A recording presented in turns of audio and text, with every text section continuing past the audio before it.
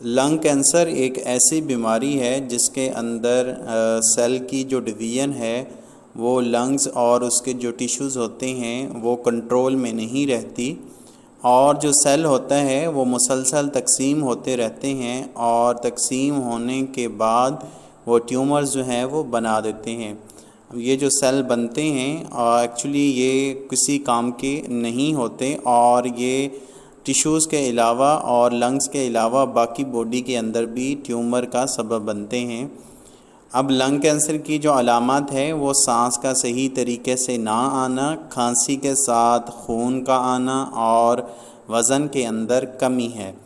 اب مین جو اسباب ہیں لنگ کینسر کے وہ ہمارے پاس کارسینوجنز ہیں، جیسے کہ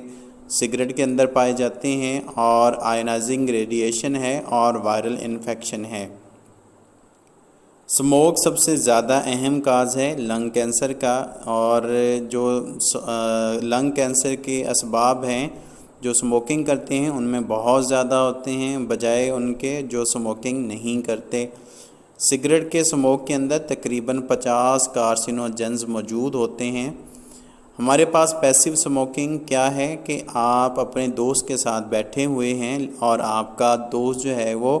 سگریٹ سموک کر رہا ہے، اس کو پی رہا ہے، لیکن اس کا جو دھواں ہے آپ کے اندر بھی جو ہے وہ جا رہا ہے، یہ بھی لنگ کینسر کا آپ کو سبب بنے گا۔ جو سموک ہے، جو برننگ اینڈ ہوتا ہے سگریٹ کے برننگ اینڈ سے نکل رہا ہوتا ہے وہ زیادہ خطرناک ہوتا ہے بجائے اس کے جو سگریٹ جو ہے وہ پی رہا ہوتا ہے، کیونکہ جو سگریٹ پی رہا ہوتا ہے اس کے اندر فلٹر لگے ہوتے ہیں۔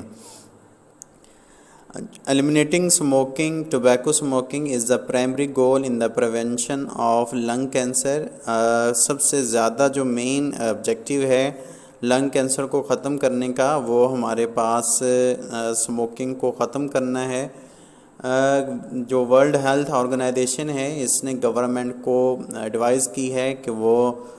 ٹوبیکو کی ایڈورٹائزمنٹ کے اوپر جو ہے وہ پابندی لگائے، تاکہ جو نئی نسل ہے وہ اسموکنگ کی بیماری